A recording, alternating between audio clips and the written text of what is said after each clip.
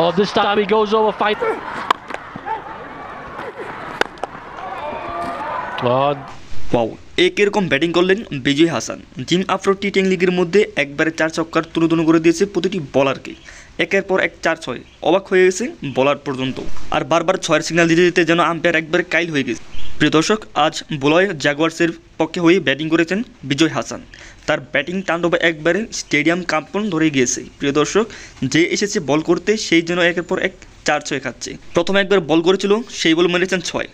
এর পরবর্তীতে আরেকটি বল করতে আসে বলার, সেই বলে আরেকটি দুর্দান্ত 6 মেরে বসেন এনামুল হক বিজয়।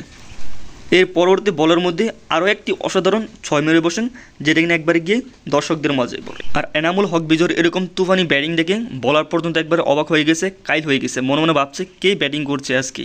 এরপর আবার যখন বল করে যায় সেই বলের মধ্যে অসাধারণ একটি 4 মেরে বসেন এনামুল হক বিজয়। এরপর ডেভিড ওয়ানের সাথে হাত মিলায় এনামুল হক বিজয়। এরপর আবারও একটি ব্যাটিং করেন এনামুল হক বিজয়, সেই বলে অসাধারণ একটি 6 মেরে বসেন, যেটা কিনা একবারে স্টেডিয়ামের মধ্যে গিয়ে পড়ে।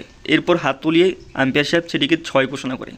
আবার একটি 6 মারতে যান, কিন্তু ভাগ্যের কি পরিহাস, সেই বলটি আর 6 হলো না, ডাইরেক্ট একবারে ক্যাচ আউট হলে ফিরে যান এনামুল হক বিজয়। এরপর রাগের জোরে ব্যাটকে মাটিতে ছুরি মারার চেষ্টা করছিলেন, পরে আবার কন্ট্রোল করে সেটিকে মারেন, যেখানে 6 বলে দুর্দান্ত 22 রানের ব্যাটিং করেন এনামুল হক বিজয়। প্লিজ চ্যানেলটি সাবস্ক্রাইব করে